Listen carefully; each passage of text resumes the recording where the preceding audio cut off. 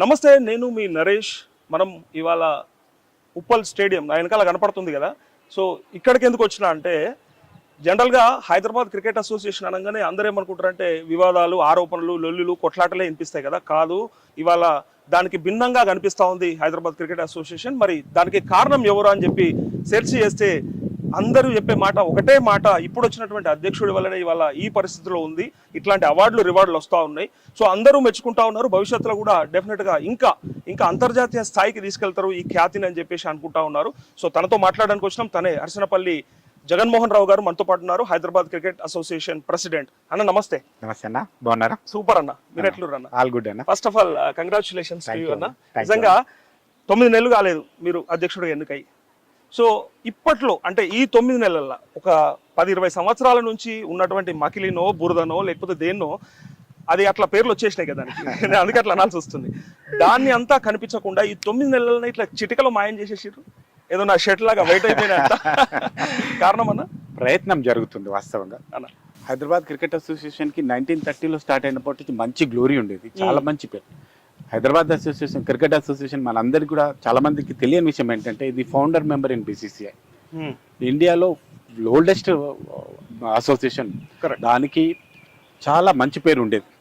గత కొన్ని రోజుల్లో కొన్ని చిన్న చిన్న ఇష్యూస్ వల్ల సరే, ఇంటర్నల్ ప్రతి దగ్గర ఒక ఫ్యామిలీలో ఎట్లయితే గొడవలు ఉంటాయి ఇక్కడ కూడా అవి జరిగినాయి. అవి కొన్నిసార్లు అనుకోకుండా పేపర్లకు ఎక్కడం, మీడియాలో రావడం, కోర్టులకు వివాదాలకు వెళ్ళడం జరిగింది. ఆ తర్వాత ఎల్ నాగేశ్వరరావు గారి కమిటీ రావడం మీ అందరికి కూడా తెలుసు. ఆ కమిటీ వచ్చిన తర్వాత కొంచెం సెటరేట్ చేస్తూ ఒక clean HC Hyderabad cricket association clean చేయాలనే ఉద్దేశంతో ముందున్న వాళ్ళందరూ ప్రయత్నం చేసుకుంటూ జరిగింది. ఆ భాగంలోనే ఎలక్షన్ పెట్టడం జరిగింది.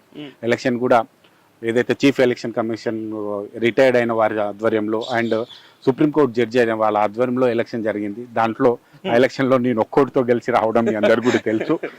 దాంట్లో భాగంగానే వచ్చేటప్పుడే మేము అనుకున్నాం, హైదరాబాద్ క్రికెట్ అసోసియేషన్ కి పాత గ్లోరీ ఏదైతుందో అది మళ్ళీ రిటర్న్ తీసుకురావాలి. హైదరాబాద్ క్రికెట్ అసోసియేషన్ అంటే వివాదాలు కాదు, ఇప్పుడు పూర్తిగా అట్లాంటి అన్నీ లేకుండా ముందుకు పూర్తిగా వెళ్ళుకుంటూ ఇండియాలోనే the number 1 association Hyderabad cricket association తీసుకురావాలనే ప్రయత్నం జరుగుతుంది. కానీ జగన్ అన్న, మీరు చిన్నవి అని అన్నారు కదా, చిన్నవి అయితే కుటుంబంలో సమస్యలాగా లోపట్న అయిపోయేటి, కానీ ఎక్కడ దాకా వచ్చినాయంటే కోర్టుల వరకు, కేసుల వరకు, విచారణల దాకా పోవడము నిజంగా దారుణంగా అనిపిస్తుంది. అంటే ఎంతో మంది, కోట్లాది మంది చూసే పరిస్థితి మీ వైపు, క్రికెట్ అసోసియేషన్ వైపు కావచ్చు, లేకపోతే క్రికెట్ మ్యాచ్ అంటేనే అంత పిచ్ ఉంటుంది కాబట్టి. సో అవి చిన్నయేం కావు అని నేను అంటా ఉన్నా. వివాదాలు చిన్నదా పెద్దదా అన్నది అన్నప్పుడు ఇక మీరు అనుకున్నట్టు వాళ్ళు సామరస్యంగా పరిష్కరించుకుంటే చిన్న సమస్య. ఒకరొకరికి అభిప్రాయ భేదాలు ఉన్నప్పుడు కోర్టుల దాకా వెళ్ళినారు. కోర్టులలో కొన్నిసార్లు మనకు అగనెస్ట్ గాను, కొన్నిసార్లు ఫేవర్ గాను రావడం జరిగింది. ఆ తర్వాత అడ్మినిస్ట్రేటర్ గారు, ఇక్కడ నాగేశ్వరరావు గారు, సుప్రీంకోర్టు రిటైర్డ్ జడ్జి గారు కూర్చోవడం జరిగింది. వారు కొంచెం సెట్ చేయడం, ఇక్కడ ఉన్న పరిస్థితులు అన్నింటి కూడా సెట్ చేసుకుంటూ రావడం జరిగింది. దాంట్లో భాగంగానే స్లోగా స్టేడియంని కూడా డెవలప్ చేయడం జరిగింది. ఆ తర్వాత స్లోగా వివాదాలు తగ్గిపోతున్నాయి. ఎలక్షన్ అయిపోయింది, ఇంకా ఇప్పుడు వివాదాలు లేవు. అందరం కలిసి పని, ఎలక్షన్ అయిపోయినాక ఇంకా ఏముంటుంది, అందరం కలిసి పని చేస్తున్నాం. అయినప్పుడు కూడా ఇక్కడ మీ అందరు కూడా తెలియని విషయం, దేశంలోని ఉన్న అన్ని క్రికెట్ అసోసియేషన్ కంటే ఎక్కువ ఓటర్లు ఉన్న అసోసియేషన్ హైదరాబాద్ క్రికెట్ అసోసియేషన్. ఎక్కడైతే ఓటర్స్ ఎక్కువ ఉంటారో, క్లబ్ మెంబర్స్ వివాదాలు అందరికీ ఒకరి పేట మీద తీసుకెళ్ళడం, అందరినీ ఒకే విధంగా ఆలోచించే విధానం ఉండదు కాబట్టి ఖచ్చితంగా అభిప్రాయ భేదాలు ఉంటాయి. అభిప్రాయ భేదాలు ఉన్నప్పుడు వీలైనంత వరకు సానుకూలంగా పరిష్కరించుకోవాలి, కానప్పుడు కోట తగ్గుతుంది. కానీ అన్న, అంటే ఏదైనా సరే ఒక సందర్భం గురించి మాట్లాడాలనుకున్నప్పుడు, ఒక అభివృద్ధి గురించి మాట్లాడాలనుకున్నప్పుడు దాని చరిత్ర ఖచ్చితంగా బేస్ ఉంటుంది, దాని గురించి మాట్లాడాల్సిన పరిస్థితి ఉంటుంది. అందుకోసమే వివాదాలు, ఆరోపణలు ఏవైనా జరిగి ఉంటే జరిగి ఉండొచ్చు, అంటే రకరకాల ఇష్యూస్ వచ్చినాయి కదా. సో వాటిని మాట్లాడకుండా ఇలా అంతా బాగుందని చెప్పి ఏదో ఓపెన్ గా చెప్పడానికి కూడా తప్పు కదా, అది 100%. సో ఇక్కడ ఇప్పుడు అంటే గత అధ్యక్షుల హయాంలో జరిగినటువంటి మార్పులు ఏం వచ్చినాయి? ఇప్పుడు మీరు 9 నెలల కాలంలో అయితే అవార్డులు రివార్డులు వచ్చినాయి, అది మాట్లాడదాం. కానీ మీరు సడన్ గా చేంజ్ చేసిన విషయాలు ఏంటి ఇక్కడ రాగానే? ముందుగా మీరు అబ్జర్వ్ చేస్తే హైదరాబాద్ క్రికెట్ అసోసియేషన్ అనేది 10 జిల్లాల సొత్తిది. నేను ముందు రోజు చెప్తున్నా, ఇమీడియట్ గా నేను టేకప్ చేసింది ఏంటంటే డిస్టిక్లు డెవలప్ చేయాలి. హైదరాబాద్ అసోసియేషన్ హైదరాబాద్కి ఎంత అయితే వాల్యూ ఇస్తుందో డిస్టిక్స్ కూడా అంతే వాల్యూ ఇవ్వాలి, వాళ్ళతో పాటు కలిసి పనిచేయాలని. ఇంకా నేను ఇంకొక స్టెప్ ముందుకేసి చెప్పాను, హైదరాబాద్ క్రికెట్ అసోసియేషన్కి ఎస్పెషల్లీ నాకు డిస్టిక్స్ అండ్ హైదరాబాద్ 2 కళ్ళ లాంటివి, రెండింటిని సమానంగా చూసుకోవాలి. అందుకనే డిస్టిక్లో డెవలప్ చేస్తే కానీ క్రికెట్, రూరల్ క్రికెట్ డెవలప్ అయితే కానీ డెవలప్ కాదనే ఉద్దేశంలో సమ్మర్ క్యాంప్ డిస్టిక్లో పెట్టడం జరిగింది. సమ్మర్ క్యాంప్ డిస్ట్రిక్ట్లో పెడితే దాదాపుగా 4-5 వేల మంది కొత్త పిల్లలు క్రికెట్కి ప్రాక్టీస్ అయినారు. హైదరాబాద్ క్రికెట్ అసోసియేషన్ వాళ్ళందరినీ కూడా మేము రిజిస్ట్రేషన్ ప్రాసెస్, ఇంతకుముందు ఎప్పుడు రిజిస్ట్రేషన్ ప్రాసెస్ ఉండేది కాదు, ఆన్లైన్ రిజిస్ట్రేషన్ పెట్టాం. ఆన్లైన్ రిజిస్ట్రేషన్ పెట్టిన తర్వాత 4-5 వేల మంది రిజిస్ట్రేషన్ చేసుకుని సమ్మర్ క్యాంప్లో వాళ్ళకి ఇవ్వడం జరిగింది. అంతేకాకుండా ఈ రోజు మీరు ఇప్పుడు చూసినప్పుడు ఉమెన్స్ లీగ్స్ అనేది ఇంతవరకు ఇండియాలోని హిస్టరీలో ఎక్కడ లేదు. హైదరాబాద్ క్రికెట్ అసోసియేషన్ ద్వారా నా అధ్యక్షన ఆధ్వర్యంలో ఈ రోజు జరిగింది. ఈ రోజు ఓపెనింగ్ మ్యాచ్ ఇప్పుడు జరిగింది మ్యాచ్. అదే దానికోసమే నేను ఈరోజు వచ్చాను, ఓపెనింగ్ మ్యాచ్ చేశాం. అంతేకాకుండా మీరు ఈ పిచ్ను గ్రౌండ్లో చూసి ఉంటే లాస్ట్ నేను అధ్యక్షుడు కాకముందుకు నేను అధ్యక్షుడు అయిన తర్వాత చూసి ఉంటే మీరు కెనపీ వచ్చింది, సీటింగ్ వచ్చింది, లైటింగ్ వచ్చింది, లైటింగ్ వచ్చింది పూర్తిగా. అన్నిటికంటే ఇంకా క్రికెటింగ్ విషయానికి వస్తే డొమిసైల్ ఇష్యూ ఒకటి మనం అయితే ఇంతకు ముందుకు హైదరాబాద్ క్రికెట్ స్టేషన్లో సరే మాల్ ప్రాక్టీసెస్ జరిగినాయి, అందరికీ కూడా తెలుసు. ఏదో రాష్ట్రానికి సంబంధించిన వాళ్ళు వచ్చి ఇక్కడ వచ్చి క్రికెట్ ఆడుతుండే, దాన్ని కట్ చేసాం మేము. దాన్ని కట్ చేసి హైదరాబాద్లో ఆర్ తెలంగాణలో పుట్టిన వాళ్ళకి క్రికెట్ ఆడే హక్కు ఉంటుంది, లేదా ఒక 5 years ఇక్కడ చదువుకొని ఉండాలి, లేదా సర్వీసెస్లో వాళ్ళ పేరెంట్స్ ట్రాన్స్ఫర్ అయి ఉండాలి. ఇవన్నీ ఉంటేనే తప్ప క్రికెట్ ఆడలేమని చెప్పి అట్లా ఒక 10-15 మంది వేరే రాష్ట్రం నుంచి ఇక్కడ వచ్చి మాల్ ప్రాక్టీసెస్ కింద ఆడే వాళ్ళందరినీ కూడా రిటర్న్ పంపించిన. ఇట్లాంటి చాలా సీరియస్ ఇష్యూస్ మీద వర్కౌట్ చేసి ఒక బోల్డ్ డెసిషన్ తీసుకున్నాం. కానీ అంటే దశాబ్దాల కాలం పాటు ఉన్నటువంటి హెచ్సిఏ అంటే అప్పుడు ఎందుకు ఇవన్నీ మార్పులు తీసుకురాలేకపోయినరు? గతంలో చేయాల్సి ఉండే కదా, అంతే కదా, అది ఎందుకు దాటిపోయింది, ఇప్పటి వరకు ఎందుకు వచ్చింది, మీ దాకా ఎందుకు వచ్చింది అనేది పెద్ద ప్రశ్న. అది నాకు కూడా చాలా సార్లు అనిపిస్తుంది. అది బాధ్యత అనిపిస్తుందా, బరువు అనిపిస్తుందా మీకు? నిజంగా బరువుతో కూడిన బాధ్యత. ఇప్పుడు నేను ఫస్ట్ రోజు ఎలక్షన్ గెలిచిన తొందరలోనే చెప్పాను, హైదరాబాద్ క్రికెట్ అసోసియేషన్ అధ్యక్షుడు అనేది ఎంతైతే ఆనందంగా ఉంటుందో అంతేకాకుండా ఇది ఒక ముళ్ళ కిరీటం లాంటిది. 100% తప్పకుండా. ఎందుకంటే ఐపీఎల్ అప్పుడు నాకు ఫస్ట్ ఐపీఎల్ మ్యాచ్ అప్పుడే అర్థమైంది దీన్ని భరించుడు చాలా కష్టమైన పని, చాలా జాగ్రత్తగా భరించాలి. ఎంత జాగ్రత్తగా భరించినా, ఎంత జాగ్రత్తగా చేసినా బదలామీన్లకు కంపల్సరీ. ఎందుకంటే ఫోకస్ అంతా ఇక్కడే ఉంటది, అటు సెలబ్రిటీలు ఎట్లా చూస్తారో ఇటు క్రికెట్ ను కూడా అట్లే చూస్తారు కాబట్టి. అందుకనే దీన్ని కొంచెం జాగ్రత్తగా హ్యాండిల్ చేసుకుంటూ వీలైనంత వరకు వివాదాలకు వెళ్లకుండా, వీలైనంత వరకు ఇక్కడ నేను కానీ, నాతో పనిచేసే వాళ్ళు కానీ, నాతో గెలిచిన ఆఫీస్ బేరర్ కానీ ఎట్లాంటి తప్పు చేయకుండా అది కాపాడుకుంటూ వస్తున్నాం. అయితే నేను ఘంటాపదంగా గట్టిగా చెప్పగలుగుతున్నా, ఈ రోజు వరకు కూడా ఒక్క రూపాయి కూడా మాల్ ప్రాక్టీసెస్ హైదరాబాద్ క్రికెట్ అసోసియేషన్లో నేను గెలిచిన తర్వాత జరగలేదు. ఒక చిన్న తప్పు ఎవరిని మేము చేయట్లేదు, ఇంకొకరిని చేయట్లేదు. ఇట్లా టెండర్స్లో కానీ, వెండర్స్ కానీ, సెలక్షన్ ప్రాసెస్లో కానీ ఎవరిని ఇన్వాల్వ్ కానియట్లేదు. మేము కూడా ఎవరికి కూడా యాజ్ పర్ ప్రాసెస్ ప్రకారమే తప్ప దేంట్లో కూడా ఇన్వాల్వ్ అవ్వదు.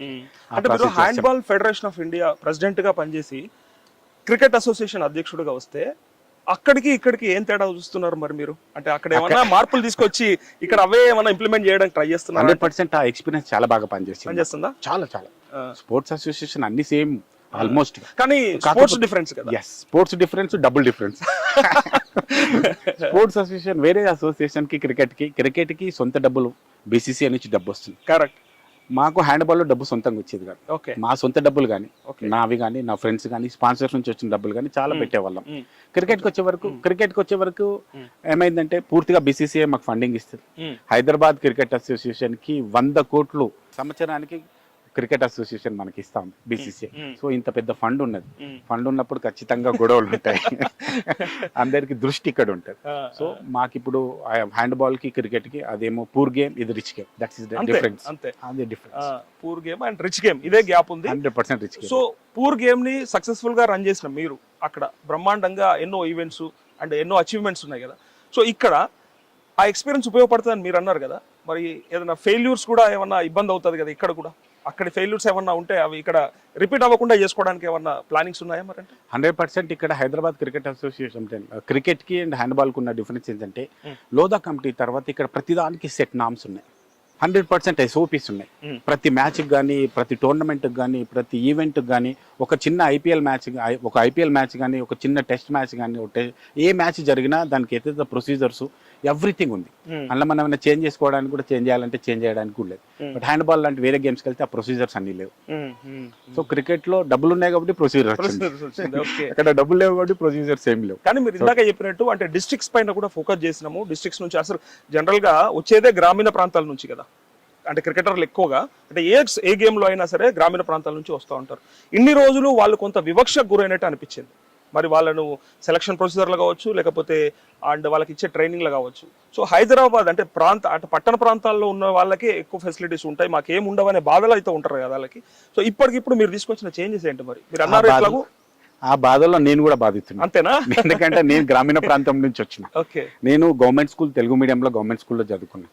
నేను బాగా క్రికెట్ ఆడే. ఏ స్కూల్ సార్? ఏ ఊరు మీది? దండు మైలారంనే రామోజీ ఫిలిం సిటీ దగ్గర ఒక విలేజ్ ఉంటుంది. ఓకే. రంగారెడ్డి జిల్లా. ఇబ్రాహీంపట్నం మండలం, రంగారెడ్డి జిల్లా. మా చుట్టూ గుట్టలు ఉంటాయి, రాచకొండ గుట్టలు. మధ్యలో మా village full Naxal affected area. అయినప్పటికీ కూడా మంచి క్రికెట్ ఆడేవాళ్ళం. రాచకొండ గుట్టలు. రాచకొండ గుట్టలలో క్రికెట్ మంచిగా ఆడేవాళ్ళం. మాకు ఒక హెచ్సిఏ ఉంటుందని, దాంట్లో లీగ్స్ అయితే అని, రంజీద్ ఉంటుందని తెలియదు. హైదరాబాద్ కి కూతవేటు దూరంలో. నేను 45 కిలోమీటర్లు నా ఊరు. నాకే తెలియనప్పుడు వాడికి ఏం తెలుసు. అప్పటి నుంచి అనుకున్నాను హైదరాబాద్ క్రికెట్ అసోసియేషన్ లో ఒక 4-5 సంవత్సరాల నుంచి నేను ఇన్వాల్వ్ అయినప్పుడు ఈ గేమ్ ని హైదరాబాద్ నుంచి ఊరు దాకా తీసుకెళ్లాలి. ప్రతి విలేజ్ తీసుకెళ్ళడమే నా ఇంటెన్షన్. అందుకనే సరే పాత వాళ్ళు మంచి చేశారా తప్పు చేశారా అన్న దానికి నేను వెళ్ళను. బట్ నా విషయంగా నేను వచ్చి నేనేం చేస్తున్నా అన్నదే నా ఇంటెన్షన్. ఖచ్చితంగా ఈ రోజు మేము క్రికెట్ ని విలేజ్ లకు తీసుకెళ్తున్నాం. అయితే పూర్తిగా పాత బాడీస్ కూడా చేయలేదని చెప్పడానికి కూడా లేదు. డిస్ట్రిక్ట్స్ సంబంధించిన టోర్నమెంట్ చేస్తా ఉన్నారు. అంతేకాకుండా మాకు మహబూబ్ నగర్ లో అండ్ నిజామాబాద్ లో 2 మంచి గ్రౌండ్స్ కొని పెట్టారు పాత టీం. దాంట్లో భాగంగానే ఇప్పుడు మేము కూడా ఏం చేస్తున్నామంటే ప్రతి పాత జిల్లాలో 10 జిల్లాల్లో ఇంకా ప్రతి దగ్గర మినిమం ఒక 15 నుంచి 25 ఎకరాల గ్రౌండ్ ఒకటి అక్కడ రెడీ చేసి డిస్ట్రిక్ట్స్ లో వాళ్ళందరికీ కూడా ఇన్ఫ్రాస్ట్రక్చర్ ఇస్తేనే వాళ్ళు క్రికెట్ ఆడడానికి పాసిబిలిటీ. ఇన్ఫ్రాస్ట్రక్చర్ ఇవ్వకుండా ఏం చెప్పినా మనం అది గాలిలో మాట చెప్పిన.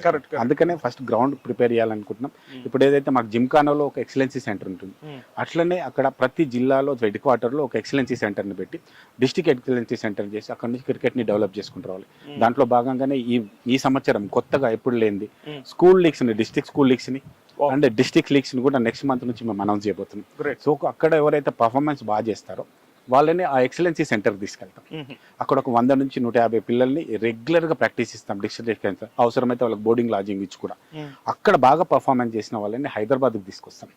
ఈ హైదరాబాద్ ఉప్పల్ గ్రౌండ్లో కానీ మాకున్న జిమ్ఖానాలో కానీ వాళ్ళకు డైలీ మా ఎక్సలెన్సీ సెంటర్లో తీసుకొచ్చి వాళ్ళకు కూడా ప్రాక్టీస్ ఇస్తాం.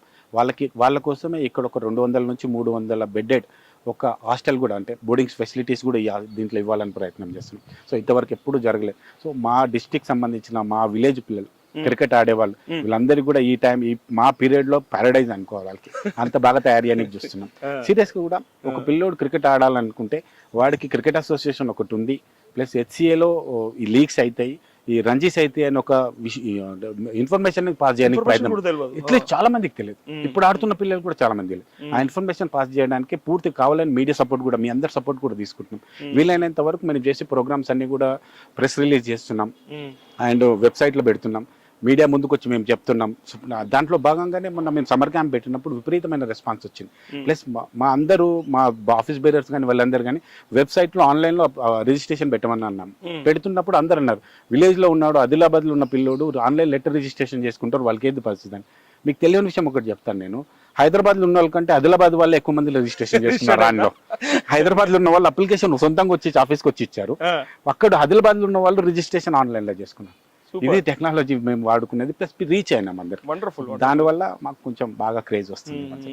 అంటే ఇప్పుడు మీరు అన్నారు కదా వాళ్ళు చేసిన డెవలప్మెంట్ అన్నారు, డెవలప్మెంట్ తో పాటు వాళ్ళు అంటించిన బురద కూడా ఉంది కదా. అంటే పోలీస్ స్టేషన్ల దాకా పోవుడు, కేసుల దాకా పోవుడు, ఇదంతా కూడా హైదరాబాద్ క్రికెట్ అసోసియేషన్ కి నిజంగా చెడ్డ పేరు తీసుకొచ్చిందని అనుకోవచ్చు.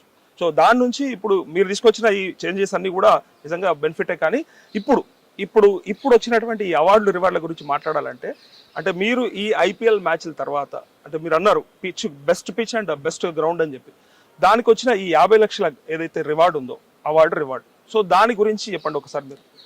మీరు ముందుగా బురద కోసం మాట్లాడదాం. ఖచ్చితంగా బురద ఉంది మా మీద. దాంట్లో భాగంగానే రెగ్యులర్ గా ఇంకా పాత కేసులు అన్ని రన్ అవుతున్నాయి. సుప్రీం కోర్టులో కూడా నేను రెగ్యులర్ గా కోర్టుకి హైదరాబాద్ క్రికెట్ అసోసియేషన్ తరఫున వెళ్తున్నాను. లాస్ట్ మంత్ కూడా ఒక కేసుకు మేము వెళ్లాల్సి వచ్చింది. వీలైనంత వరకు మంచి అడ్వకేట్లను పెట్టి వాటిని క్లియర్ చేయడానికి చూస్తున్నాం. వాళ్ళకు కూడా జడ్జెస్ కూడా ఒక కాన్ఫిడెన్స్ ఇవ్వగలుగుతున్నాం. ఇప్పుడు హైదరాబాద్ క్రికెట్ అసోసియేషన్ కొత్త బాడీ వచ్చింది, పాత ఇష్యూస్ అన్ని లేవు, అన్ని క్లియర్ అయిపోతున్నాయి, మమ్మల్ని ట్రస్ట్ చేయొచ్చు అని చెప్తున్నాం. అంతేకాకుండా మీరు చెప్పినట్టుగా హైదరాబాద్ క్రికెట్ అసోసియేషన్ కి 50 లక్షలు రావడం అనేది ఆ జడ్జిల మనసులో కూడా పడింది. అరే కొంచెం చేంజ్ కనిపిస్తుంది, బీసీసీఐ గుర్తించింది, ఇక్కడ ఏదో మంచి జరుగుతుంది. సార్ మేము జడ్జిలను కూడా రిక్వెస్ట్ చేస్తున్నాం, మేము మంచి చేస్తున్నాం, మమ్మల్ని పట్టించుకోమని చెప్పి మోటివేషన్ కూడా. అంతేకాకుండా మా గ్రౌండ్ కూడా ఎప్పుడైనా మీరు ఈ 50 lakhs రావడం అనేది చరిత్రలో ఫస్ట్ టైం కాదనట్లేదు. Mm. కాకపోతే ఇంతకు ముందు కూడా మనకు అవార్డ్స్ వచ్చినాయి. కాకపోతే మొత్తం దేశంలో ఒక 3-4 గ్రౌండ్లకు కలిపి Share చేసేవాళ్ళు కదా, share this is the first time ఒక సింగిల్ గ్రౌండ్. కానీ నాకు ఒక క్వశ్చన్ ఉంది ఇక్కడ. క్యూరేటర్లు వాళ్ళే, ఎంప్లాయీస్ వాళ్ళే, స్టాఫ్ వాళ్ళే, అందరూ వాళ్ళే. గతంలో ఎప్పుడు రానవాడు ఇప్పుడు ఎందుకు వచ్చింది అనేది ఇప్పుడు జగన్ ఉన్నాడు, అప్పుడు లేడు కదా Jagan. That's what I am asking. ఇప్పుడు వాళ్ళకి ఎప్పుడైనా ఒక ఎంప్లాయీకి మోటివేషన్ ఎలా వస్తుంది?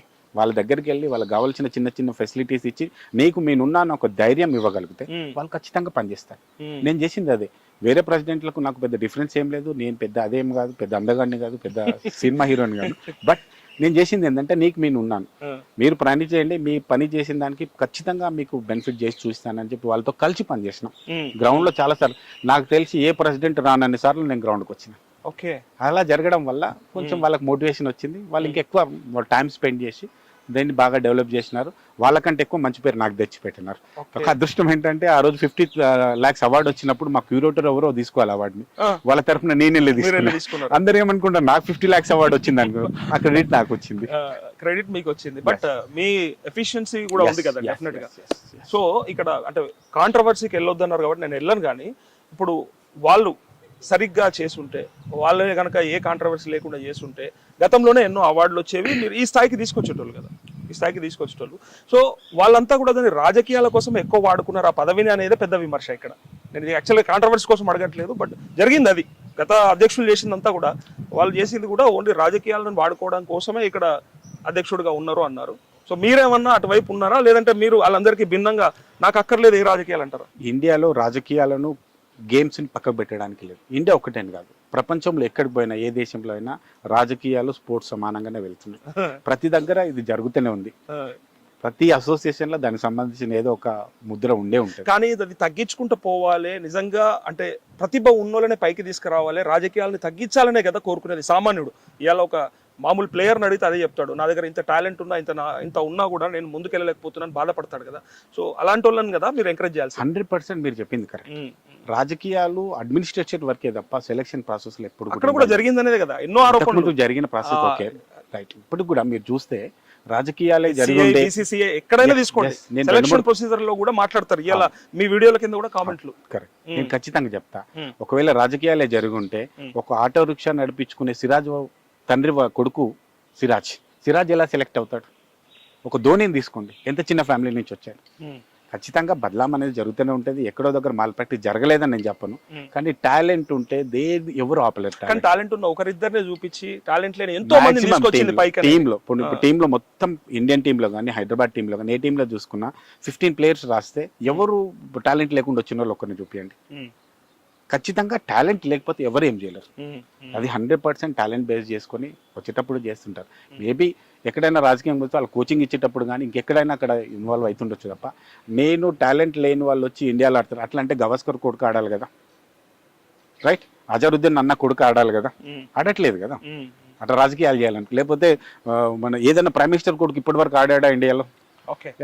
అదాని కొడుకు, అద్వానీ కొడుకులో ఆడారు, అంబానీ కొడుకు క్రికెట్ ఆడాడు.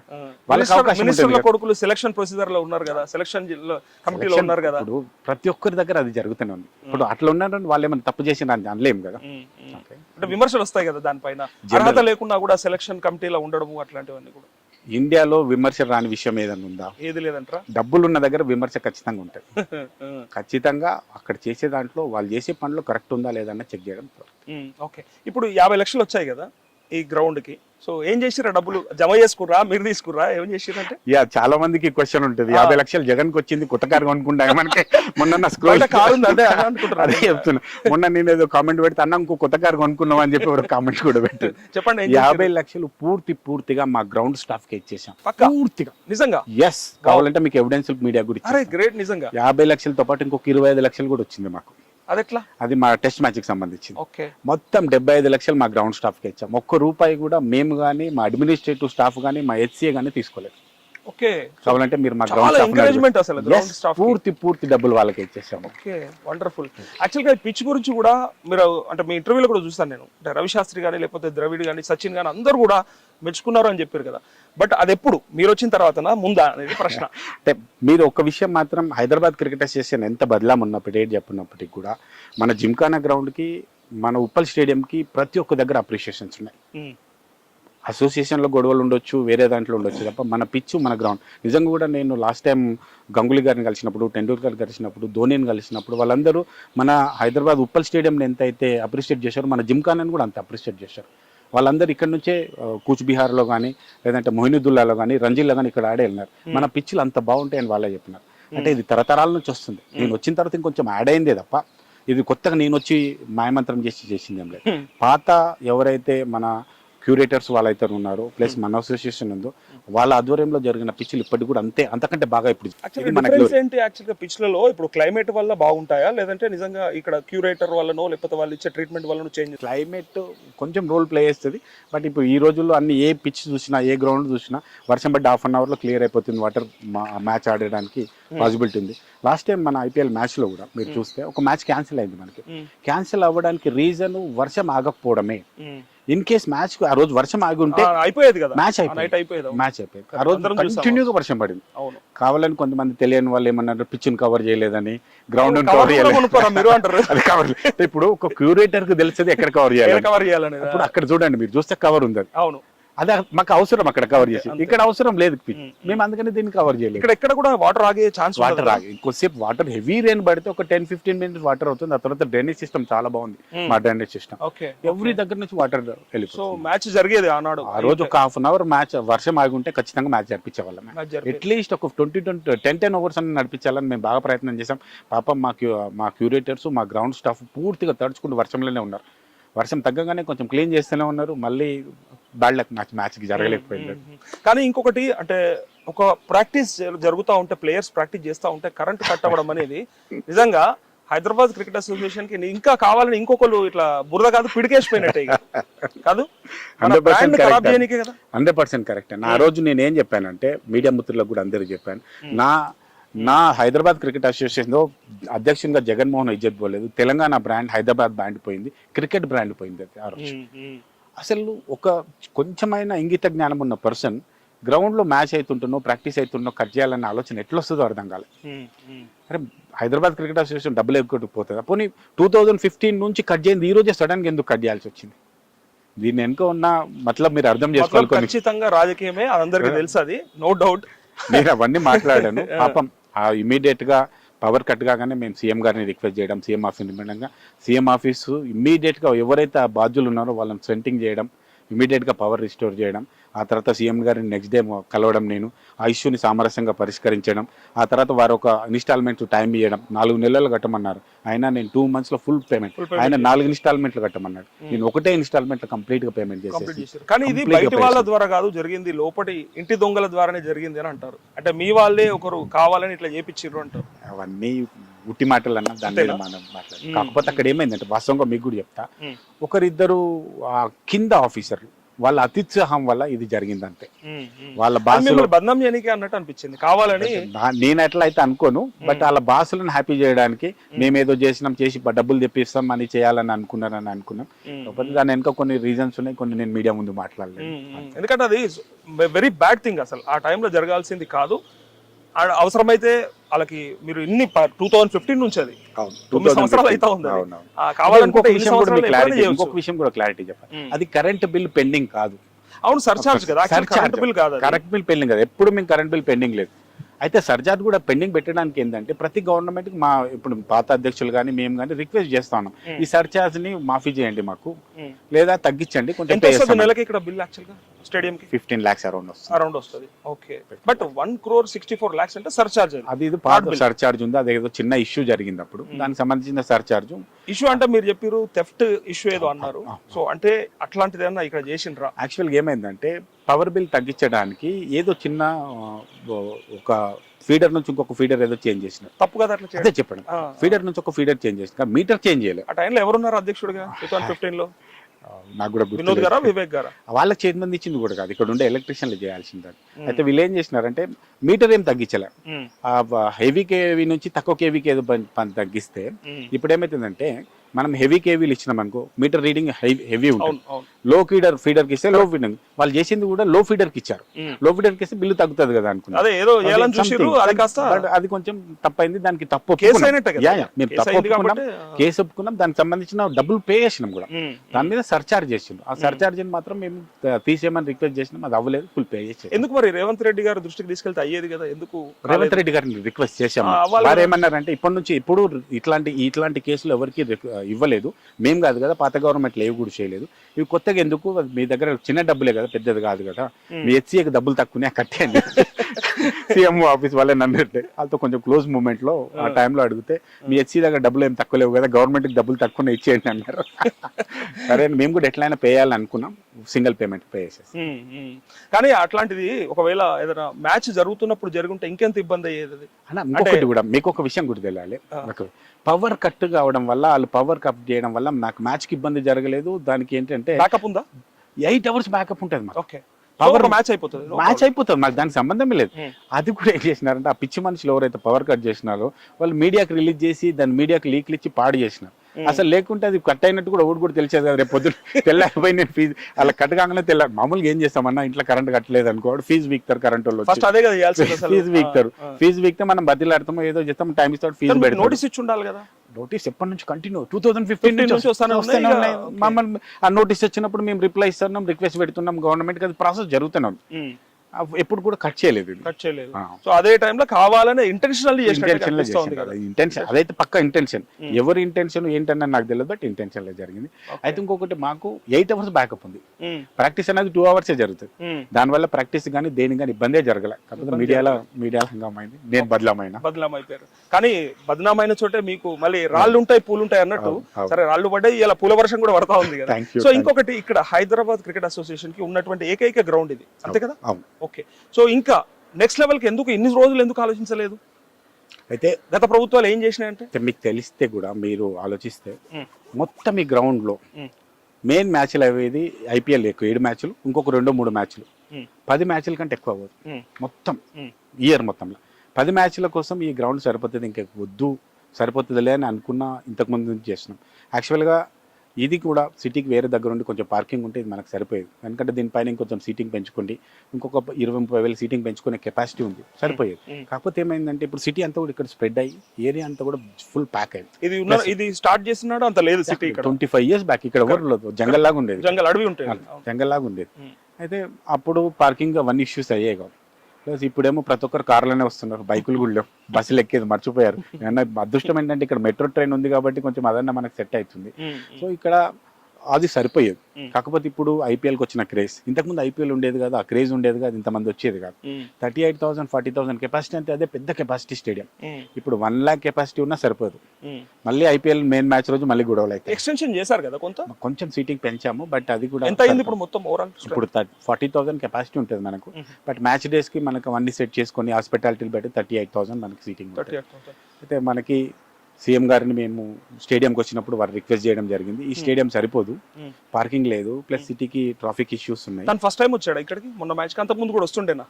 అంతకుముందు తాను వచ్చినట్టు మేబీ నాకైతే ఐడియా లేదు, ఎందుకంటే ఆయన స్పోర్ట్స్ లవర్, ఆయన ఖుద్ ఫుట్బాల్ ప్లేయర్. నేను కూడా వారితో కలిసి చాలా సార్లు ఫుట్బాల్ ఆడే సందర్భం దొరికింది, అదృష్టం దొరికింది. కానీ ఉప్పల్ స్టేడియంలో ఎప్పుడు కనపడలేడు మరి. ఉప్పల్ స్టేడియంలో చూసినట్టు నాకు కూడా తెలియదు.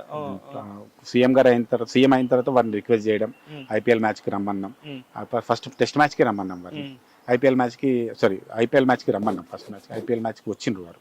ఐపీఎల్ మ్యాచ్కి వచ్చినప్పుడు ఇక్కడే గ్రౌండ్లోనే, ఇక్కడ నుంచి వారు ప్లేయర్ని కలిసి వెళ్తుంటారు, ఇక్కడే అడిగాను నేను, అన్న ఇది చూస్తున్నారు కదా గ్రౌండ్ సరిపోతుంది, వారితో కొంచెం క్లోజ్ యాక్సెస్ ఉంటుంది, అన్న గ్రౌండ్ సరిపోతలేదు, నాకు పెద్ద గ్రౌండ్ కావాలంటే రాజగన్ మనం మాట్లాడదాం అన్నారు.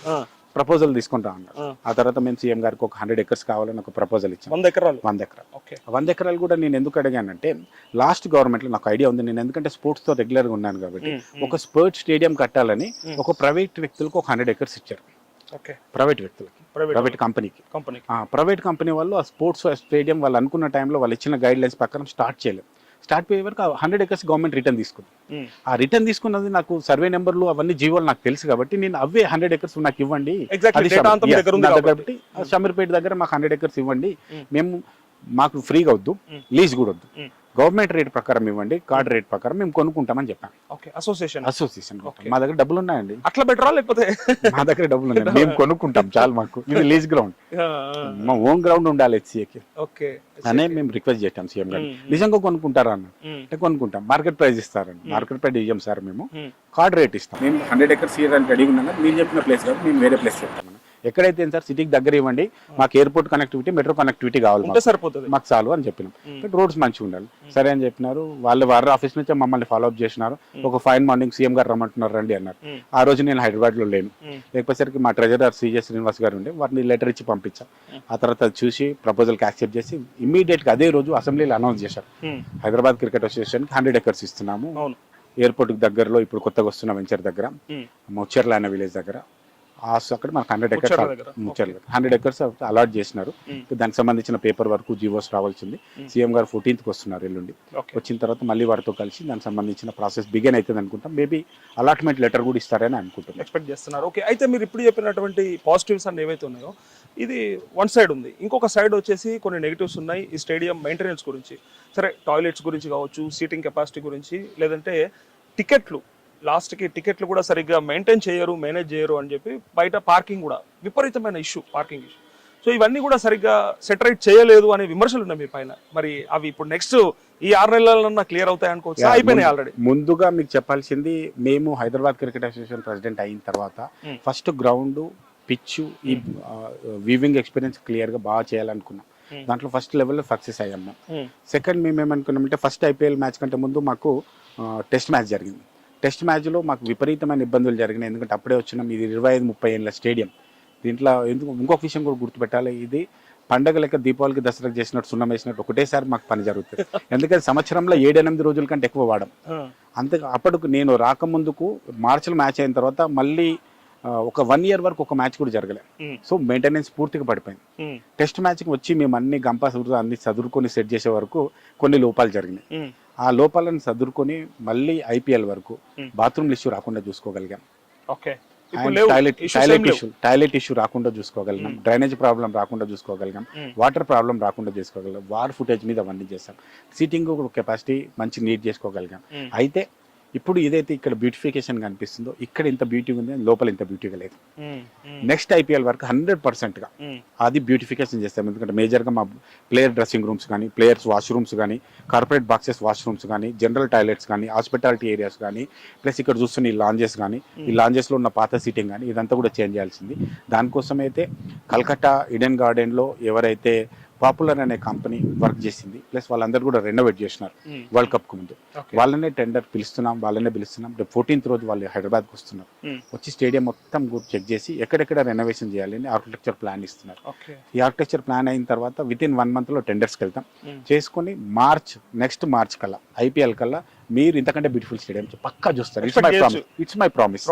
ఎందుకంటే నేను గెలిచిన రోజు ఈ స్టేడియం ఇలా లేదు, దీన్ని చేంజ్ చేసి చూపించాం. మేము చూసాం గతంలో ఎట్లా ఉండే, ఇవాళ ఎంత బ్యూటిఫుల్ గా అనిపిస్తుంది స్టేడియం.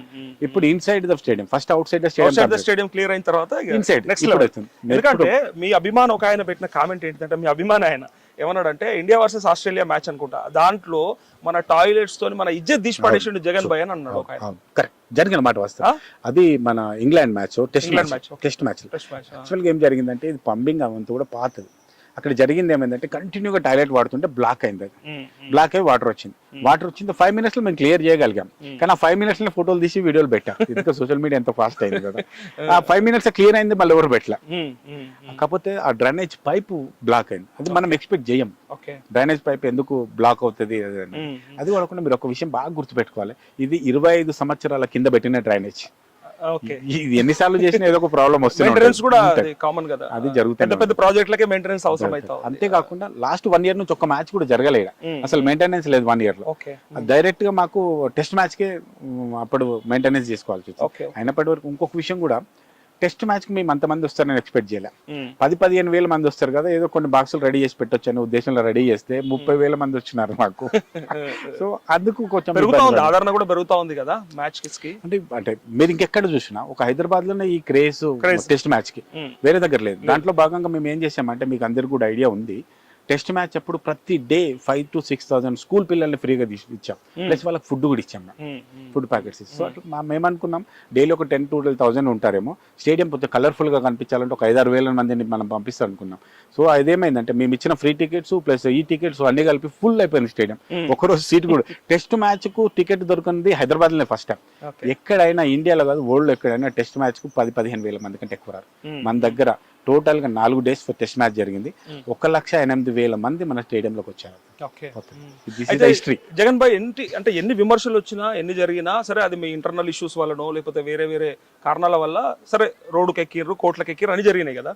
మొన్న జరిగినటువంటి దారుణం అయితే నిజంగా అంటే ప్రజల్లో కూడా వెళ్ళిపోయింది. అది టికెట్లు సరిగ్గా మేనేజ్ చేయలేకపోయారు జింకానా గ్రౌండ్ లో, అంత దారుణంగా సింగిల్ కౌంటర్ పెట్టి మనుషుల్ని చంపేస్తారా ఆట పేరుతోనని చెప్పి వచ్చిన విమర్శ చాలా దారుణం. సరే అజారుద్దీన్ గారు తప్పని నేను చెప్పట్లేదు, కానీ ఎందుకు ఇదే కదా స్టాఫ్, వాళ్ళే కదా ఉన్న వాళ్ళంతా కూడా సిబ్బంది, సో ఎందుకు మేనేజ్ చేయలేకపోయారు? యాక్చువల్ గేమ్ ఏంటంటే ఇన్ ఫ్యూచర్ ఇట్లాంటి ఏమైనా జరుగుతాయా? దానికి ఎక్స్ప్లెనేషన్. యాక్చువల్ గేమ్ జరిగిందంటే మన హైదరాబాద్ లో క్రికెట్ కి బాగా క్రేజ్, మీ అందరు తెలుసు. చాయ్, బిర్యానీ, క్రికెట్ ఈ 3 హైదరాబాద్ నుంచి పక్కకు తీయలేం మనం. ఓకే. అట్లనే భాగంగా క్రికెట్ ని ఆ రోజు టికెట్స్ అన్ని కూడా ఆన్లైన్ కాకుండా ఆఫ్లైన్ ఇవ్వడం జరిగింది. అవును, ఆఫ్లైన్ ఇవ్వడంలో తొక్కిసలాట జరిగింది. అందుకనే మేము ఇమీడియట్ ఏం చేసామంటే ఆఫ్లైన్ టికెటింగ్ పూర్తిగా బంద్ చేసాం. టికెట్ పూర్తిగా ఆన్లైన్లో టికెట్ కొనుక్కోవాలి. ఆ తర్వాత మీరు టికెట్ కొన్న తర్వాత ప్రింట్ కోసం అక్కడికి వెళ్ళాలి. సో ఈసారి అక్కడ తొక్కిలాట కానీ చిన్న గడబడి కానీ ఏది జరగదు. ఐపీఎల్ టికెట్లలో ఎంత బాగా టికెటింగ్ ప్రాసెస్ లో 100% సక్సెస్ అయ్యాం మేము. ఎక్కడ దగ్గర చిన్న ఇబ్బంది జరగలేదు, తొక్కిసలాట జరగలేదు, గేట్ దగ్గర గొడవ జరగలేదు, ఏది జరగలేదు. ఇంతకుముందు ప్రాక్టీసెస్ అన్నిటిని కూడా చేంజ్ చేశాం. Yes, coming to the tickets right టైంలో ఇవ్వలేదు, ప్లస్ బ్లాక్లు అమ్మారు, ఇవన్నీ వేరు. సార్ 38,000 టికెట్లు సార్ మా దగ్గర ఉండేటి. 2 లక్షల మందికి టికెట్లు కావాలి, ఎట్లా ఇస్తాం? ఇప్పుడు బాహుబలి సినిమా రిలీజ్ అయిన ఫస్ట్ రోజు అందరు టికెట్ ఇవ్వలేరు కదా, రైట్? సినిమా టికెట్ల కంటే ఎక్కువ క్రేజ్ క్రికెట్ టికెట్లకు. 38,000 స్టేడియంలో 38,000 టికెట్లు ఇవ్వగలుగుతాం. జనాలు 1,00,000 పైన ఆన్లైన్ అప్లికేషన్స్ వచ్చింది, 1 lakh ప్లస్. మాకు అది ఇంపాసిబుల్ ఇవ్వడం. అందుకనే ఉన్న పాసిబిలిటీ ఒకటే, మాకు కొత్త స్టేడియం కట్టాలా, దానికే ప్రయత్నం జరుగుతుంది. కొత్త స్టేడియం రావాల్సిందే, వస్తే ఇవన్నీ చేంజెస్ వస్తాయి. నెక్స్ట్ ఐపీఎల్ లో కూడా ఇంతకంటే ఎక్కువ ఇష్యూస్ ఉంటాయి మనకి టికెట్స్ దొరకవాలి. ఓకే. సో స్టేడియం ని సెలక్షన్ ఎవరు చేస్తారు? అంటే బీసీసీఐ సెలెక్ట్ చేస్తుందా ఈ మ్యాచ్లు ఇక్కడ పెట్టాలని చెప్పి, లేదంటే మీరు అప్పీల్ చేసుకోవాలా? యాక్చువల్ గా ఈ ఐపీఎల్ సిస్టమ్ లో అంతా కూడా మీరు అన్నారు కదా సంవత్సరంలో 10 రోజులు కూడా వాడట్లేదు అంటే, మరి ఎక్కువ మ్యాచెస్ అయ్యేటట్టుగా చేసే అవకాశం ఉంటుంది కదా మన చేతిలో. ఇప్పుడు ఐపీఎల్ మ్యాచెస్ మెయిన్ సీజన్. ఇప్పుడు క్రికెట్ అన్నిటికీ గ్రౌండ్స్ అన్నిటికి కూడా అవన్నీ ఉంటుంది. ఐపీఎల్ లో హోమ్ గ్రౌండ్ ఎవరిది అవుతుంది? ఇప్పుడు ఎస్ఆర్ఎస్ కి హైదరాబాద్, అందుకని వాళ్ళు చూస్ చేసుకుంటారు ఈ గ్రౌండ్. వాళ్ళ గ్రౌండ్ కింద ఈవెన్ కావాలంటే మన సీటింగ్ అంతా కూడా ఎస్ఆర్ఎస్ కలర్ ఇచ్చాము, దానికోసమే అనమాట. వాళ్ళ హోమ్ గ్రౌండ్ లో 7 మ్యాచెస్ అవుతాయి. అంతేకాకుండా 1-2 టెస్ట్ మ్యాచ్ లో 1-2 మ్యాచ్ లో బీసీసీఐ ఇస్తుంది. ఆ బీసీసీఐ కోసం కూడా ర్యాండమ్ గా అన్ని మ్యాచ్లు ఇస్తా ఉంటాను. కాకపోతే ఎవరిది ఎక్కువ లైజనింగ్ ఉంటే ఒక మ్యాచ్ ఎక్కువ. నేను అది ఎందుకు యూజ్ చేసుకోరు, ఇట్లా చేసుకోవచ్చు కదా మీరు. ఎందుకంటే దాంట్లో భాగంగా మనకు అక్టోబర్ ఒక మ్యాచ్ వచ్చింది. ఇప్పుడు మనకు ఇంకొక బ్యాడ్ లక్ ఏంటంటే లాస్ట్ టైం December 3rd కి మనకి ఇక్కడ ఎలక్షన్ కౌంటింగ్ డే. ఆ రోజు మనకు మ్యాచ్ ఉండింది ఇక్కడ, కౌంటింగ్ డే ఉందని చెప్పి మన మ్యాచ్ షిఫ్ట్ అయిపోయింది వేరే దగ్గరికి. ఆ దాని తర్వాత మ్యాచ్ కూడా మనకు ఒక రిప్లేస్మెంట్ మ్యాచ్ వస్తుంది. మనకి ఇయర్ లో 2 మ్యాచ్లు ఉంటాయని మనం అనుకోవచ్చు. ఓకే. సో మీరు ఈ 2.5 years లో మీరు తీసుకురావాల్సిన చేంజెస్ అని చెప్పారు కదా. సో ఇంకా ఏమేమి ఛాలెంజెస్ ఉన్నాయి ఇక్కడ? మెయిన్ ఛాలెంజెస్ ఇప్పుడు మీరు అన్ని ఎక్స్ప్లెయిన్ చేసినవి కాకుండా ఇంకేమన్నా హిడెన్ ఛాలెంజెస్ ఏమైనా ఉన్నాయా మీ ముందర? అన్నిటికంటే మేజర్ ఛాలెంజ్ ఏంటంటే క్రికెటింగ్ పర్ఫార్మెన్స్ పెంచాలి ఇక్కడ. ఓకే. ఎందుకంటే మన హైదరాబాద్ గ్లోరీ ఎప్పుడు కూడా సెమీస్ దగ్గరకు, అంటే ఒకేసారి మనం రంజీలో ఫైనల్లో గెలిచాం, 3-4 సార్లు ఫైనల్కి వెళ్ళాం, 3-4 సార్లు సెమీస్కి వెళ్ళాం. నేను వచ్చిన రోజుకి పరిస్థితి ఏంటంటే మనం ఎలైట్ నుంచి ప్లేట్కి అంటే అద్దమ్మ స్థానానికి పడిపోయాం. నా అదృష్టం అంటే నేను లక్కీ ప్రెసిడెంట్ అని చాలా మంది అంటారు. నేను వచ్చిన తర్వాత మా టీం కూడా పర్ఫార్మెన్స్ బాగా చేసి ప్లేట్ నుంచి ఎలైట్కి వచ్చారు. ఆ రోజు మీ అందరు కూడా తెలుసు, ఆ రోజు మా పిల్లలందరినీ మోటివేట్ చేయడానికి వాళ్ళకి 10 లక్షలు ఇవ్వడంతో పాటు వాళ్ళతో పాటు వాళ్ళందరినీ మోటివేట్ చేయడానికి నెక్స్ట్ 3 years లో ఒకవేళ మనం రంజీ ఫైనల్లో గెలిస్తే ప్రతి ఒక్క ప్లేయర్ కి నేను BMW కార్ ఇస్తా, అంతేకాకుండా BMW car and 1 crore rupee ఇస్తా అని చెప్పి నేను అనౌన్స్ చేయడం జరిగింది. అసోసియేషన్ తరపున మా పర్సనల్ అనేది నేను చెప్తాను. ఎందుకంటే అసోసియేషన్ అంత డబ్బు వేయడం వేస్ట్ సార్. హైదరాబాద్ లో కార్పొరేట్ కంపెనీస్ CSR ఫండ్స్ చాలా మొగులుతున్నాయి. ఒక్కసారి క్రికెట్ లో వాళ్ళ పేరు పెడతామంటే వాళ్ళే డబ్బులు ఇస్తారు, వాళ్ళ BMW. ఒక్కొక్క కంపెనీ ఒక్కొక్క BMW స్పాన్సర్ చేస్తారు. మనం HCA నుంచి డబ్బులు తీసుకోకుండానే BMW ఇవ్వచ్చు. కాబట్టి డెవలప్మెంట్ కోసం ఖచ్చితంగా వాళ్ళకి ఆ మోటివేషన్ ఉండాలనే వాళ్ళని మోటివేట్ చేయాలన్నదే. ఇది ప్రపంచవ్యాప్తంగా పెద్ద చర్చ వచ్చింది. సో అప్పటి వరకు ఏదైతే Hyderabad cricket association bad name ఉండో సడన్ గా పాజిటివ్ లోకి వెళ్ళిపోయినా. ఒకటేసారి 6 కొట్టినా నేను BMW తో. కానీ ఇక్కడ ఇంకొక ఫైనల్ విమర్శ ఏంటిదంటే హైదరాబాద్ క్రికెట్ అసోసియేషన్ తరపున ఎంతమంది ఇంటర్నేషనల్స్కి సెలెక్ట్ అయ్యారు అనేది పెద్ద ప్రశ్న. ఎందుకు అంటే ఏమన్నా రాజకీయమే జరుగుతుందా లేదంటే టాలెంట్ లేకుండా వెనక్కి వెళ్ళిపోతా ఉన్నారా వీళ్ళంతా అంటే? 150 కోట్ల జనాభా, రైట్. ఇంతకు ముందుకు 30-40-50 కోట్ల జనాభా. అంతకుముందు క్రికెట్ పెద్దగా ఆడేవాళ్ళు కాదు. ఐపీఎల్ రాకముందుకు ఇండియన్ టీంలో హైదరాబాద్ వాళ్ళు 5-6 ప్లేయర్స్ ఉండేవాళ్ళు. ఐపీఎల్ వచ్చిన తర్వాత దేశం మొత్తంలో టాలెంట్ పెరిగింది. అయినప్పటికీ కూడా మన తరపున ప్రతిసారి ఒకరో ఇద్దరు ముగ్గురు ప్లేయర్స్ ఖచ్చితంగా ఉంటాం. ఇప్పుడు తిలక్ ఉన్నాడు, సిరాజ్ ఉన్నాడు, అట్లా మన దగ్గర నుంచి ప్లేయర్స్ వస్తున్నారు. ఎస్, మీరు అన్నది ఖచ్చితంగా ఒప్పుకుంటా నేను. మన దగ్గర ఇంకా పర్ఫార్మెన్స్ పెరగాలి, ఇంకా టీమ్స్ పెరగాలి. ఇండియన్ టీంలో కాకపోయినా మన దగ్గర ఐపీఎల్లో మినిమం 10-15 మంది ప్లేయర్స్ ఉండాలన్నది నా టార్గెట్. నెక్స్ట్ దాని దిశగానే పనిచేస్తున్నా. ఈసారి నెక్స్ట్ ఐపీఎల్లో మినిమం 5 ప్లేయర్స్ ఉన్నాను మన హైదరాబాద్ క్రికెట్ అసోసియేషన్ వాళ్ళు ఉండాలనే ప్రయత్నం. ఈసారి ఇద్దరే ఉండే మన తరపు నుంచి. మినిమం 5-6 ప్లేయర్స్ మన దగ్గర ఉండాలి. నేను వెళ్ళిపోయే టైంకి ఒక 15 మెంబర్స్ ప్లేయర్స్ నా టర్మ్ అయిపోయేవారు. 15 మెంబర్స్ ప్లేయర్స్ ఐపీఎల్ ఆడాలని. ఐపీఎల్ ఆడిన తర్వాత పర్ఫార్మెన్స్ బాగుంటే ఇండియన్ టీం పోతారు. నా టార్గెట్ అయితే ఐపీఎల్లో ఒక 15 మంది ప్లేయర్స్ ఉంది. ఎందుకంటే కర్ణాటక నుంచి చూసిన 10 ప్లేస్ ఉంటారు, మహారాష్ట్ర నుంచి 10 ప్లేస్ ఉంటారు, చెన్నై నుంచి 10 ప్లేస్ ఉంటారు. మన దగ్గరనే ప్రాబ్లం. మరి టాలెంట్ లేక కాదు, ప్లేయర్స్ లేక కాదు, మరి ఎక్కడ స్ట్రక్ అవుతా ఉన్నారు అనేది ఐపీఎల్ లో కొంచెం లైజనింగ్ ఉంటది. ఆ ప్రయత్నం నేను జరుగుతుంది. కొన్ని మీడియా ముందు చెప్పలేము, బట్ ఖచ్చితంగా దాన్ని మీరు ఖచ్చితంగా కంట్రోల్ చేయాల్సిందే కదా. అన్ని విధాల సామధాన వేద దండోపాయాలన్నీ వాడించాల్సిందే, తప్పదు కదా. అవన్నీ చేసి నెక్స్ట్ ఐపీఎల్ లో మన పిల్లలు చాలా మంది మన ప్లేయర్స్ ఉండడానికి ప్రయత్నం చేస్తాం. సో మీ ముందున్న ఇమీడియట్ గోల్ అయితే అదొకటి ఐపీఎల్ అండ్ రంజీ. ఓకే, ఇంకోటి ఫైనల్ గా అంటే ఒకప్పుడు డే అండ్ నైట్ మ్యాచెస్ నుంచి అంటే టెస్ట్లు డే అండ్ నైట్ నుంచి 2020కి వచ్చేసరికి అంటే ఇంకా నెక్స్ట్ ఏమవుతుంది అనే పెద్ద డౌట్ ఉంది అందరికి. ఇంకేమైనా చేంజెస్ వస్తాయా? ఖచ్చితంగా క్రికెట్ ని డే బై డే చాలా చేంజెస్ చూస్తున్నాం. అంటే స్పీడ్ మ్యాచెస్ కి బాగా ఇంట్రెస్ట్ చూపిస్తా ఉన్నారు. వరల్డ్ అంతా స్పీడ్ అయిపోయింది, అన్ని గేమ్స్ స్పీడ్ అయిపోయినాయి. ఫుట్బాల్ లో కూడా స్పీడ్ అయిపోయింది. యూట్యూబ్ వీడియోస్ లో కూడా ఫుల్ వీడియో బంద్ చేసి షార్ట్ వీడియోస్ కి ఎగబడ్డారు కదా, అంత రీల్స్ కి వెళ్ళిపోయారు. అందరూ జరుగుతుంది. క్రికెట్ లో కూడా చేంజెస్ అవుతాయి. బట్ ఏదైతే ట్రెడిషనల్ క్రికెట్ ఉందో దానికి ఉండే క్రేజ్ తగ్గదు. టెస్ట్ మ్యాచ్ క్రేజ్ తగ్గలేదు, 50 ఓవర్ మ్యాచ్ క్రేజ్ తగ్గలేదు, ఐపీఎల్ కి కూడా క్రేజ్ తగ్గలేదు. రేపు పొద్దున్న ఏదైనా కొత్త వర్షన్ వచ్చినప్పటికీ ఈ వీటికి క్రేజ్ తగ్గదు. ఇవి జరుగుతూనే ఉంటాయి, కొత్తవి కూడా వస్తూనే ఉంటాయి. ఓకే, సో రీసెంట్ గా అంటే జరిగినటువంటి ఇష్యూస్ నుంచి ఒకటి ఏంటంటే మీ స్టాఫ్ మధ్యలో సరిగ్గా సఖ్యత లేక కొంచెం గ్యాప్స్ వచ్చి డిఫరెన్సెస్ వల్లనే ఇష్యూస్ బయటకు వచ్చినాయి అన్నారు కదా. ఇప్పుడు సెట్ అయిపోయినాయా మీ హయాంలో? మరి వాళ్ళంతా మీకు సపోర్ట్ చేస్తున్నారా, లేదంటే మిమ్మల్ని కూడా బదనాం చేయడానికి రెడీ ఉన్నారా? బదలాం అనేది క్రికెట్ లో ఎక్కడ ఉన్నా బదలాం కన్ఫామ్ ఉంటుంది. బయట నుంచి జరగడం వేరు, కానీ దేవుడు వచ్చి కూర్చున్నా దీన్ని సెట్ చేయలేడు. ఏ క్రికెట్, నా ఒక్క హైదరాబాద్ క్రికెట్ కాదు, ఏ క్రికెట్. ఎందుకంటే ఇక్కడ డబుల్ ఇన్వాల్వ్మెంట్ ఉంది. ప్లస్ అందరికంటే ఎక్కువ నేను ఇంకోటి పేరెంట్స్ అందరు కూడా నేను చెప్పేది, ఇంతకు ముందు కూడా చాలా చెప్పినా, మీరు డబ్బులు ఇవ్వాలని అనుకోకపోతే క్రికెట్ లో సెలెక్టర్ల డబ్బులు ఎక్కడికి వస్తాయి. నేను అదే చెప్తున్నా పేరెంట్స్ అందరికి కూడా. నేను లాస్ట్ టైం కూడా చెప్పిన, మీడియా ముఖంగా మళ్ళీ ఒకసారి చెప్తున్నా, ఎవరైనా పేరెంట్ మా కోచ్కి కానీ మా సెలెక్టర్ కానీ డబ్బులు ఇవ్వాలనే ప్రయత్నం చేస్తే వాళ్ళని వాళ్ళ స్టూడెంట్ని 3 years బ్యాన్ చేస్తాం. ఇది నేను ఇంతకుముందు చేస్తాను. ఒకవేళ మీ వాళ్ళే బ్రైబ్ వాళ్ళని ఇమీడియట్ గా ఎక్స్పెల్ చేయడం కాకుండా జైలుకు పంపుతాం, కేసులు పెడతాం ఖచ్చితంగా. నేను మీడియా ముఖంగా అందరికి చెప్తున్నా, ఎట్లాంటి మాల్ ప్రాక్టీస్ జరిగినట్టు మీ దృష్టికి వస్తే ఇమీడియట్ గా మాకు చెప్పండి, లేదా నాకు సోషల్ మీడియాలో నాకు ఇన్ఫార్మ్ చేయండి. వాళ్ళ మీద ఎంక్వైరీ కండక్ట్ చేస్తాం. అవసరమైతే వాళ్ళ మీద పోలీస్ కేసులు, ఏసీబీ కేసులు పెట్టి వాళ్ళని జైలుకు పంపుతాం. ఎట్టి పరిస్థితుల్లో హైదరాబాద్ క్రికెట్ అసోసియేషన్ లో డబ్బుల కారణంగా సెలక్షన్ జరిగింది అనేది జరగకూడదు నా హయాంలో. ఇది పక్కా. ఓకే, ఒక్క ఓటుతో గెలిచినప్పుడు మీకు ఏమనిపించింది ఆనాడు? 9 నెలల కింద సింగిల్ ఓటుతో బయటపడ్డా అన్నాడు. అరే ఏంటి, నేను ఎక్స్పెక్ట్ చేయలేదని అనిపించిందా, లేదంటే పర్లేదు ఏదైనా సరే నాకు ఇది లక్కే అనిపించింది? అంటే గెలుస్తానే నమ్మకం చాలా ఎక్కువ ఉండే. ఓకే, కానీ అక్కడ నుంచి మరి అంత తేడాకి పడిపోవడం అనేది అంటే ఎలక్షన్ ఇది ప్రాసెస్ తెలుసు కదా. అది కూడా నేను క్రికెట్ కి కొత్త వ్యక్తిని అని అందరు అనుకోవడం ఒకటి జరిగింది. బట్ నేను స్పోర్ట్స్ ఎప్పటి నుంచో ఉన్నా, క్రికెట్ నుంచి ఎప్పటి నుంచో ఉన్నాను, చాలా మందికి తెలియదు. కాకపోతే నేను ఉప్పల్ స్టేడియంకి రాలేదు, వీళ్ళ క్లబ్లలోకి రాలేదు. టీపీఎల్ మ్యాచ్ చేసినప్పుడు నేనే హ్యాండిల్ చేశాను. తెలంగాణ ప్రీమియర్ లీగ్ ఇంతకుముందు చేసినప్పుడు అందులో మెదక్ మ్యావరిక్స్ టీం ఉండేది నాకు. అందులో నేను సెకండ్ రన్నర్ అప్ ఉన్నాను. నేను ఇదే గ్రౌండ్ లో మా పిల్లలతోటి నేను అవార్డు తీసుకున్నాను. ఇవన్నీ కూడా జరుగుతున్నాయి. కాకపోతే ఏం జరిగిందంటే దేవుడు నన్ను గెలిపించాలనుకున్నాడు, ఒక్కటితో గెలిపించిండు. సేవ చేసే హైదరాబాద్ క్రికెట్ అసోసియేషన్ కి సేవ చేసే అదృష్టం నాకు ఇచ్చిండు. కానీ ఆ ఓటింగ్ లో కూడా డబ్బులు పనిచేస్తాయి, ఆ ఓటింగ్ లో కూడా అన్ని రకరకాల ఇష్యూస్ వచ్చినాయి, మాల్ ప్రాక్టీసెస్ జరిగినాయి అన్నాక ఇంకెంత దారుణం అసలు. అన్ఫార్చునేట్ థింగ్ కాదు. ఖచ్చితంగా స్పోర్ట్స్ అసోసియేషన్ లో చాలా ఇబ్బందులు ఉన్నాయి. నేను హైదరాబాద్ క్రికెట్ అసోసియేషన్ ముందు చాలా స్పోర్ట్స్ అసోసియేషన్ లో పనిచేసిన. ఇండియా లెవెల్లో ఒక స్పోర్ట్స్ అసోసియేషన్ కి, హ్యాండ్బాల్ కి ఇండియా ప్రెసిడెంట్. ఒలింపిక్ అసోసియేషన్ చాలా దగ్గర చూసిన. తెలంగాణ ఒలింపిక్ అసోసియేషన్, స్టేట్ కంట్రీలో ఉన్న ఒలింపిక్ అసోసియేషన్ ప్రతి దగ్గర ఇదే చెత్త. స్పోర్ట్స్ అసోసియేషన్లో లోదా కమిటీ ఎలా అయితే క్రికెట్ని సెట్ చేస్తుందో అన్నిట్లో కూడా వస్తే కానీ రిఫార్మ్స్ వస్తే కానీ స్పోర్ట్స్ సెట్ కావు. ఈరోజు ఎంత దారుణం అండి, 5 మెడల్స్ మనకి ఇండియాలో వచ్చాయి ఒలింపిక్స్లో, 150 కోట్లు ఉన్న జనాభాలో, మరి ఎంత దారుణం. ఇదంతా కూడా sports associations and government of India కొంచెం ఆలోచించాల్సింది. ఓకే, సో మీలాంటి వాళ్ళు వచ్చిన తర్వాత ఏమన్నా చేంజెస్ వస్తాయేమో చూడాలి, వెయిట్ చేయాలి. సో ఫైనల్ క్వశ్చన్ ఇది. సో మీరు గెలిచిన నాడు హైదరాబాద్ అసోసియేషన్ ప్రెసిడెంట్ కి ఇంతకుముందు అంతా రాజకీయం చేయడానికి వచ్చిర్రు అని అనుకున్నప్పుడు మీకు ఇంకొక మాట కూడా చెప్తాను నేను. క్రికెట్లో 2 విషయాల్లో ఇబ్బందులు ఉంటాయి.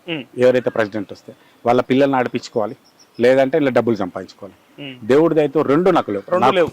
నా కొడుకు క్రికెట్ ఆడాడు, ప్లస్ నాకు డబ్బులు ఇలా సంపాదించాలి. మీకు ఎంత మంచి అవకాశం మీ పిల్లల్ని ఆడిపించుకోవడానికి. నా కొడుకు ఫుట్బాల్ ఇష్టం అండ్ వాలీబాల్ ఇష్టం, కాబట్టి నేను ఆ 2 గేమ్లకు పోలేదు. అందుకే ఎందుకంటే మా పిల్లలకు కూడా ఏమంటే ట్రాన్స్పరెన్సీ ఉండడం చాలా మంచిది. నా పిల్లలకు కూడా ఏంటంటే నా తండ్రి వల్ల వచ్చిన అన్న ఫీలింగ్ వాళ్ళకు ఉండదు. వాళ్ళ టాలెంట్ వాళ్ళకి రావాలన్నది నా ఇంటెన్షన్. ఇప్పుడు నేనే చెప్తున్నాను, ఎవరైనా పిల్లోడు డ్రైవ్ చేయాలని చూస్తే వాళ్ళ పిల్లోడిని పేరెంట్ డ్రైవ్ చేయాలంటే వాళ్ళ పిల్లోడిని 3 years బ్యాన్ చేస్తాను నేను చెప్పి, నా పిల్లోడి కోసం నేను ఎందుకు చేస్తాను? కరెక్ట్. అందుకనే నా కొడుకుని హ్యాండ్బాల్ ఆడనీయలేదు, నా కొడుకుని క్రికెట్ ఆడనీయట్లేదు. వాళ్ళు ఫుట్బాల్ ఆడుతున్నారు, మంచి వాలీబాల్ ఆడుతున్నాడు, దాంట్లో ఉంటారు. సో ఈ 4 నెలల్లో ఉండే మ్యాచెస్ ఏంటి? ఇప్పుడు అక్టోబర్ లో అని చెప్పారు కదా మీరు, ఇంకేమైనా ఉన్నాయా మనకి? అక్టోబర్ లో మాకు T20 మ్యాచ్ ఉంది బంగ్లాదేశ్ తో. అది కాకుండా మాకు రెగ్యులర్ గా రంజీ మ్యాచెస్ ఉంటాయి, BCCI మ్యాచెస్ ఉంటాయి, BCCI మ్యాచెస్ అవన్నీ కూడా జరుగుతూ ఉంటాయి. ఆ తర్వాత మార్చ్ లో మనకి IPL మ్యాచ్ వస్తుంది. Okay, so final interview conclude చేసే ముందు ఏ పేదోడైనా, ఏ గ్రామీణ స్థాయి ఆటగాడైనా కాలర్ ఎగరేసుకొని చెప్పొచ్చా మా జగన్ అన్న ఉన్నాడు అక్కడ, 1000% నా టాలెంట్ తొక్కేయరు అని 1000% గ్యారంటీ ఇస్తున్నా. ఎస్పెషల్లీ రూరల్ స్టూడెంట్స్ కి, రూరల్ ప్లేయర్స్ కి నేను మీతో ఉన్నా. ఇంకొక మాట కూడా చెప్తున్నా, ఎక్కడైనా మీ దృష్టికి అట్లాంటి మాల్ ప్రాక్టీస్ జరిగితే ఇమీడియట్ గా నాకు సోషల్ మీడియా ద్వారా కానీ నా ఆఫీస్లో వచ్చి కలిసి కానీ నాకు చెప్పండి, దాన్ని ఇమీడియట్ రెక్టిఫై చేస్తా. One more thing, Hyderabad cricket association చాలా రిచ్ అసోసియేషన్, దీని దగ్గర చాలా డబ్బులు ఉన్నాయి. మీ సొంత డబ్బు ఒక్కటి కూడా మీరు ఖర్చు పెట్టుకోకుండా ప్రాక్టీస్ చేసే అవకాశం మీ అందరికీ ఇస్తాం. పేద పిల్లల కోసం మేము రూరల్ అకాడమీ స్టార్ట్ చేయబోతున్నాం, శాటిలైట్ అకాడమీ స్టార్ట్ చేయబోతున్నాం. ఇప్పటివరకు మీకు చూస్తే జిమ్ఖానాలో ఒక్క దగ్గరే మనకు క్రికెట్ అకాడమీ ఉంది. హైదరాబాద్లో ఇంకొక 4 అకాడమీలు స్టార్ట్ చేయబోతున్నాం. ఈసారి సమ్మర్ క్యాంపులో పూర్తి ఫ్రీగా ఫుడ్ పెట్టి ఎవ్రీథింగ్ పెట్టి మేము సమ్మర్ క్యాంప్ రన్ చేస్తాం. ఏదో పిల్లోడు ఏదైనా కోచింగ్కి వెళ్ళాలన్నదంటే మినిమం 4,000 to 5,000 రూపీస్ ఛార్జ్ అవుతుంది, ప్లస్ వాళ్ళు ఫుడ్ అవన్నీ కూడా. ఈసారి మనం ఫుడ్ పెట్టి 4,000 to 5,000 రూపీస్ మేము పే చేసి క్రికెట్ కోచింగ్ ఇచ్చాం. అట్లా ప్రతి రూరల్ వ్యక్తికి అవసరం అయితే ఇక్కడ బోర్డింగ్ లాడ్జింగ్ ఇచ్చి కూడా తర్ఫీజ్ ఇస్తాం. మీరు గేమ్ మీద కాన్సన్ట్రేట్ చేయండి, మీ గేమ్ బాగుంటే మిగతా అన్ని నేను చూసుకుంటా. It's my promise. Thank you Jagan Bhai, thank you so much. గతంలో ఉన్న అధ్యక్షుల కంటే కూడా, అంటే హయాంలో ఉన్నటువంటి ఆ పీరియడ్ లో కంటే కూడా డెఫినెట్ గా చేంజ్ కనిపిస్తా ఉంది, మీ మాటల్ని బట్టి కానీ, మీ ఇక్కడ ఉన్నటువంటి చేంజెస్ ని బట్టి కానీ. సో ఇంకా మీ నుంచి మంచి ప్లేయర్స్ ని చూస్తామని చెప్పి, ఎక్స్పెక్ట్ చేస్తామని చెప్పి నమ్ముతా ఉన్నాం. థ్యాంక్ యూ అన్న, thank you so much. Thank you. ఇది ఇవాళ ప్రత్యేక ఇంటర్వ్యూ. Thank you. వీళ్ళందరూ కూడా రూరల్ నుంచి వచ్చిన ప్లేయర్స్, నాకు నిజామాబాద్ నుంచి, మెదక్ నుంచి, వికారాబాద్ నుంచి, తాండూరు నుంచి, వనపర్తి నుంచి, హైదరాబాద్ నుంచి 50% కంటే ఎక్కువ పిల్లలందరూ కూడా ఉమెన్స్. వీళ్ళందరూ ఇంకా స్కూల్ పిల్లలు, వీళ్ళందరినీ ఉప్పల్ స్టేడియంలో ఆడిపిస్తారు. నిజమమ్మా, మీరంతా ఊర్ల నుంచి వచ్చిరా? ఎవరు ఎక్కడి నుంచి వచ్చి చెప్పండి. చెప్పండి.